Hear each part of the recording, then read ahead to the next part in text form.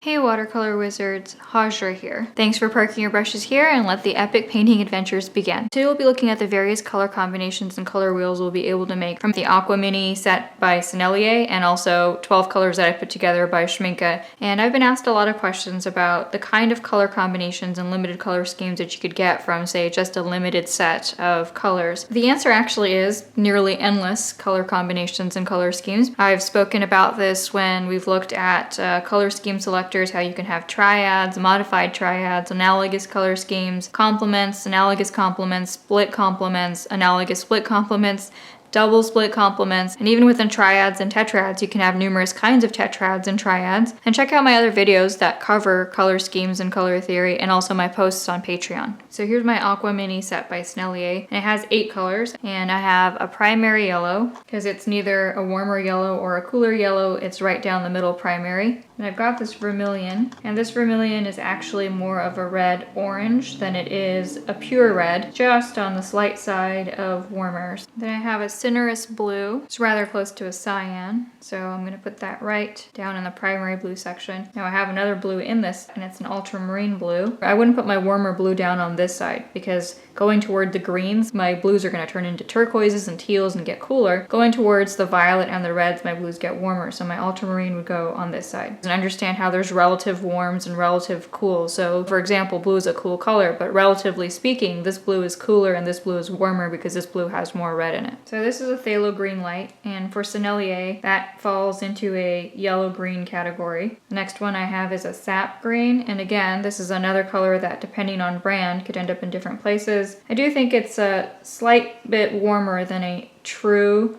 primary green, but it's close enough to primary green that I don't really feel comfortable putting it in a yellow-green category, so I'm going to put it right here into the primary green section. And you can just draw your color wheels yourself, or you can get yourself a template. The last 2 colors I have, because this is a very limited set, an umber, and that would go right here, because an umber is basically a dulled down orange inside of a wheel, then it'll probably go somewhere around here.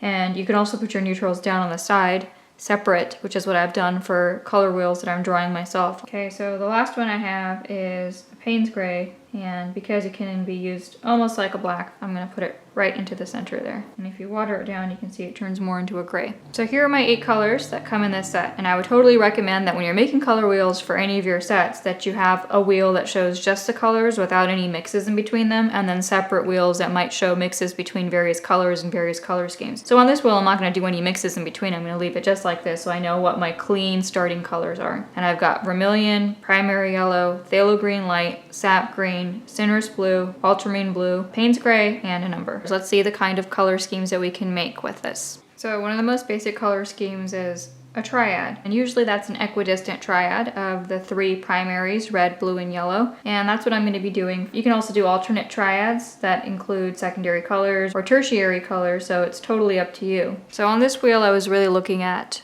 position. If this is not a true primary red, then I'm going to move it a little bit to the warmer side, making sure this is on the warmer blue section. But when I've chosen 3 colors and I'm using them as my primaries in a smaller wheel, then you can place them equidistant from each other, because functionally at that time they have become your 3 primaries for a triad. Without any relative other cooler reds around it, this can look very much like a primary red. Okay, so now I'm going to show the mixes in between. I want a bit more yellow and this orange to make it a true orange, and just a little bit on that to make it a red orange. And you can use the overlapping wheel sections to mix colors at the same time or to glaze. Now this is cardstock that I'm swatching this on. You can swatch colors on watercolor paper too if you have it, and I think a cheaper watercolor paper is great for that. I don't think there's any reason to use super expensive paper for just color wheels and color swatching. This is more like a neutral that I would get with the blue and orange, so I think I'll put it here. And if I added more red to this, it would go to this side. Once you have all your colors mixed on a palette, you can just warm and cool them down to get your various neutrals in the center. If you didn't have them pre-mixed, then you'd have to go across by saying, what do you get when you mix red with green? What do you get when you mix orange with blue? So now I've got a green, and I want to ask myself, what do I get when I mix my green and red? And if I mix my yellow into my purple, then I get one of these colors. So when you mix around the wheel, you get your clean spectral colors, and when you mix across the wheel, you'll get your neutralized browns and earthy colors. And it is a more harmonious way to use colors. Rather than using the greens here, if I'm using a yellow and a blue, then I can mix the greens in between instead of picking out more colors. Analogous is just 3 or 4 colors in a row. So for example, I can take my yellow and yellow green and green. I can have an analogous mix along the side. So I can actually also mix this yellow with this green to show what I'd get. And I can of course dilute this or darken it by intensities. And there's also a combination of mixing this green with that green. Put it down.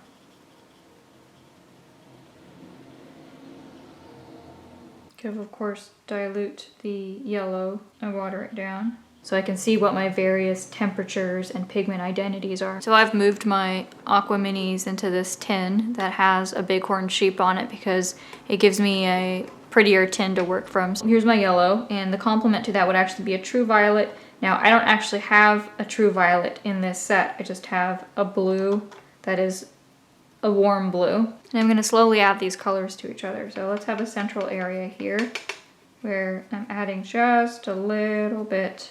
And again, if you wanted to use yellow's true modern complement, you would be using violet.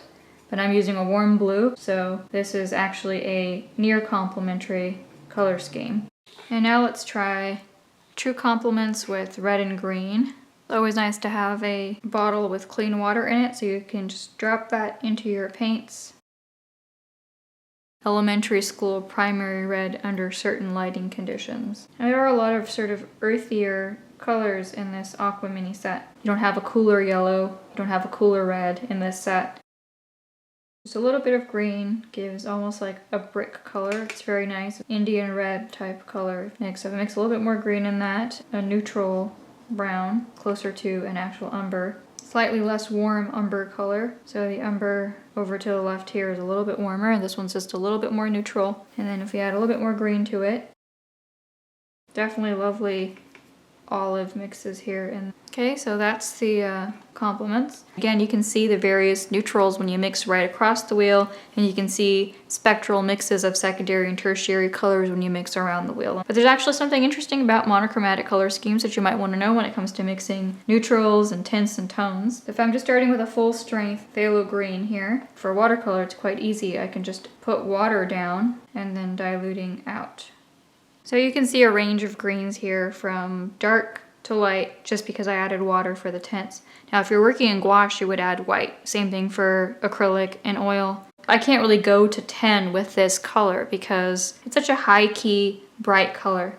Now how would I then make my tones? Well, if I have a monochromatic color scheme, I can choose to just make it so that it stays within this limited value range if I want it to stay very clean. If I wanted to extend my value range and maybe have darker colors, I would add a neutral color. And in this set, I had 2 neutral colors. You can add umber to this green, make it darker. So in a monochromatic color scheme, you just want to stick to the one color, which means that once you hit neutral with this, then you're gonna stop. So I'm not gonna keep going and get pure umber. I can still have a little bit of green in that, and that's where I stop. I've extended the value range quite significantly. Now it has changed the temperature. If I wanted to just darken it without changing the temperature, then I can use the Payne's gray instead. This is still green. You don't want to keep going until you get pure Payne's gray or pure umber. That would make this color scheme not monochromatic. Now there is one other way to neutralize this. That option is using a complement. So in this case, we're just going to assume that this warm red is close. So it's up to you which neutral you want to choose. You can choose the complement,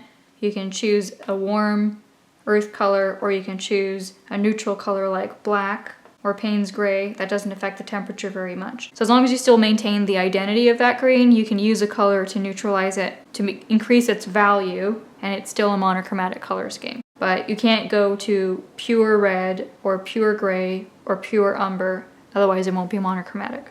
So I already have my colors swatched out for my Schmincke tins. To re-swatch them so we can identify what the colors are, I will put them onto this template that I have here. A drop into each one to get them ready to be swatched. So here's my Aureolin yellow, very close to primary, so I'm gonna put it right at the top. You can definitely see that the lemon yellow is cooler. It almost looks like it's got a little bit of green in it versus the Aureolin. Now this phthalo green light that I have here is actually a Sennelier color. It's in the other tin too. I happen to have an extra pan. I've got permanent green olive, colder than a primary green. A little bit left of the blue green here. In comparison, the Sap Green in the Sennelier set was just a bit warmer. Got Prussian Blue. Yeah, I think this Prussian Blue is pretty close to primary. It's not cool enough to be further up, so I've moved it down here. Ultramarine Violet. Now I'm just moving everything. I do think this is a little bit too violet to be right on the blue violet, so I'd say it's a violet, blue violet.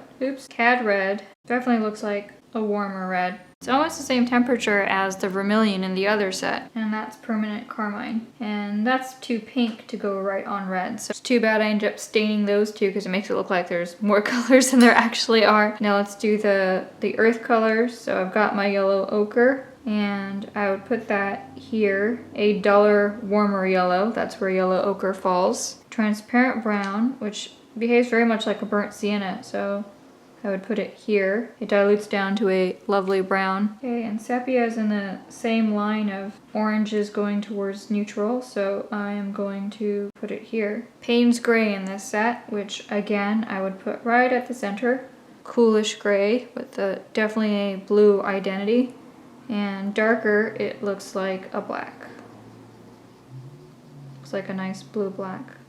The nice thing about cool neutrals is you get so many neutrals that are warm in the earth tones that having a true cool neutral, a color that can be a shadow without being warm and muddy for certain color schemes. So those are the 12 colors I have in this tin, and I definitely think I like my homemade color wheels better. The more space to mix the different swatches, but it is fun to use that when you're in a hurry or just for fun to make it look pretty. And I can see that the Schmincke wheel has more yellows, it has more reds, and it has a violet, and so as a result of that I can see that my mixes will be more varied and cleaner. And it also has more neutrals. This one has 2 neutrals and this one has 4. So you have color wheels drawn out as you can compare your different sets and the temperatures and the ranges. As many as I can do without becoming sick of this or you becoming sick of watching this, but hopefully you'll get a lot of ideas. And this time, instead of just having a primary triad like the one I showed here, I can actually have a split warm cool triad. So it's actually 6 colors instead of 3, but it's still showing you the 3 primaries. So let's start with my warm yellow. That's the aureolin. Then I'll put in the cool lemon yellow. I have my cad red. And here is my permanent carmine. And this ultramarine violet is a little bit too purple to be warm blue. I'm sort of just gonna segue it into here. And here's this Prussian blue. So if you wanted to replace this with a true warm blue, then instead of being ultramarine violet, you want to use ultramarine blue. Now I'm only going to mix the colors that are closer to each other for cleaner mixes. So I'm not going to take the aureolin yellow and mix it into the blue. A warmer yellow will have a little bit of red or orange. When you make the green, it'll have all 3 primaries in it and make it a muddier green. So for a cleaner green, you want to limit it to having 2 primaries as much as you can, which means I'm going to mix the 2 colors closest to each other all around. Now if you want to make muddier secondaries, then you can definitely cross the line. In this case, I'm going to show the cleaner mixes. Lemon yellow, Prussian blue into it, primary green. And there's definitely a blue-green here that you can show as well. So I'm going to put that down right here. A more primary green, so you can darken it up. Give myself a yellow-green. Permanent carmine, mixing it with the ultramarine violet. So mixing just a little bit of this into it should turn it into a true violet. And mixing a lot should turn it into a nice red violet. So we should be able to see all of those. Nice and transparent and clean. Now because this color is an ultramarine violet, it's closer to blue violet, which means that when I mix this color, which should be blue violet, that's actually closer to a violet. But that's what we're getting with this mix of colors. So here's some warmer yellow, which is the aureolin. Okay, so now I'm gonna mix the cadmium red, which is definitely a warm red, and make a red orange, a more identifiably clear orange, and have even more yellow in it and have a yellow orange. So you can see how having 2 primaries, warm and cool of each primary, makes a much cleaner wheel the whole way around than just having a singular primary. So here's a blue. I'm going to add some orange to it. So rather greeny neutral. And if I add more orange to it, get this color. So red and green give you this kind of a a brown. And if you have more violet in it, then you'll get this kind of a brown. Say that on this side of the wheel, we'd have more of these colors. Make it much darker. Huge rainbow of neutrals even that can be mixed. Let's do a complementary color scheme on this side, or you're really gonna hate me and think that this has gone on for way too long. For a warm red, the complementary would be a cooler green, and it's the permanent green olive to the cadmium red this time around. The highest amount of contrast and the furthest away from each other on the wheel, which is directly across. If I add a little bit of red, let's go in that direction. More red, less green, a sepia, a duller sepia. And again, I'm not really paying attention to the segments as much if I'm just going across the wheel here. No reason to. So here's a duller green, tad more green in it on this side actually. Let's try to pop that in as aureole in. And my near complement would be the Ultramarine Violet. You can see that it's more of a blue in certain lights, definitely. Yellow with just a little bit of muddiness to it. And it's making almost like a citrusy, a limey yellow, and a little bit more blue. And not just random color wheels, but for actual projects. I try to post color wheels for patrons. Ultramarine Violet, amount of blue near the bottom. It could just become even darker than that. So this is a great value range because you can go from really light to really dark. And here's another one that's saying that I'm going to do a red and green complementary mix. So let's do this color scheme again with a brighter, lighter green and the cooler red. And that would be the permanent Carmine and the phthalo green light that I have here. I love this permanent Carmine color. Crazy that it comes from bugs. Just a little bit of green. It gives like a nice mauvish type color. More green to this. It's a very pleasant brown. It's a nice family of browns here. I think if I was doing a flower and leaf color scheme, I think I'd choose this one over the one above just because I like the cooler reds and the mixes that it's giving more. The goal is to get the temperatures and the moods that you want, so that may not be direct complements. That might be a muddier mix. Add a little bit more green to this and put it onto this side. And what I haven't shown, the cooler green with the cooler red, or the warmer red with the warmer green, and they would have more like temperatures but less contrast. So again, endless combinations. Understanding the colors and the patterns and the relationships is super valuable for later on. So if you can just hang on, hang in there. And analogous as we looked at last time, 3 adjacent hues on the color wheel. So you can just do this on any old swatch of paper and it'll show you the colors you're mixing just fine. Templates are just to hurry me along. Okay, so that's an analogous color scheme here. By taking this blue violet and saying, well, what would happen if I mixed just the red into it, which is what I was using on the other side, and it would give me a slightly muddier purple. You can see it's giving me a browner purple because that red really has some yellow in it. So this is a much different purple than the purple I have downstairs here. That's because I'm mixing this red with this blue violet.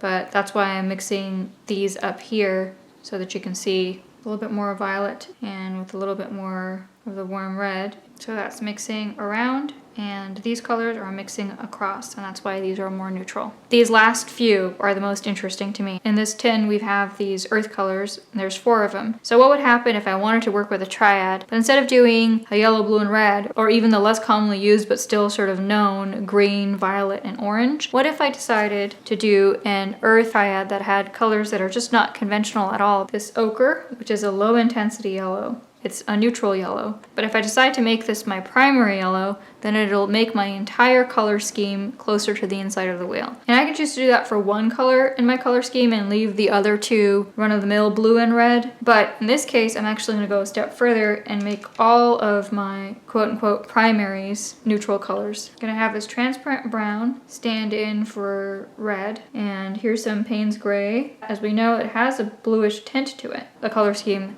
that's super neutral with all of your colors replaced with neutrals. So now if I mix my secondaries with this, that's my red orange, or comparative orange, a yellow orange. That is not at all what we think of as red, orange, and yellow. Our mind will replace them with that if that's all we use, and it'll affect a certain type of mood or a certain type of lighting, a certain type of historical period. This is the yellow green for this color scheme, a sort of green, and you can definitely see the green identity coming out, and add even more Payne's gray to it, the blue-green for this color scheme. And I think it's these kind of unconventional triads that are really my favorite. Change the range of color and value. That's actually taken it to a charcoal black. almost, because it's taken the blue identity and sort of neutralized it. So this would be the violet in this color scheme. And yes, of course, you can mix all three and get neutrals in the center. Vintage, old masters, aging scroll look to it. And let's do one more example of an earthy triad. Got Aureolin. Whoa, that looks like a neon yellow. Now that we've used that yellow right next to it. It's all relative. Color is all relative. I'm gonna use a Prussian blue. What a beautiful blue. Red, I'm going to use sepia, which is actually even duller than the transparent brown. And you can have a spectral color scheme and use all the spectral colors in your box in one piece, but that's just one color scheme. So if you don't want all of your pieces to look the same, use different color schemes and different limitations on your color and value and intensity. If you're trying to affect a particular mood or lighting or culture or historical period. And if I'm going to answer the question of how many color schemes you can get with a limited palette of colors and even these tins, it's way more color schemes than I've shown here, but hopefully now you have ideas in your head to understand how all of those color schemes might be possible. This is really just scratching the surface of all the colors you can make with the colors in either of these two tins. So think of all of the many other analogous color schemes or complements or various triads, low intensity, high intensity, tetrads, modified triads. It goes on and on. There's a huge amount of color schemes that you can have here. And you've got an amazing color map ahead of you. Please like, comment, subscribe, and check out my website links and Patreon page to support my art and art channel below. Thanks for parking your brushes here, and wishing you epic color adventures.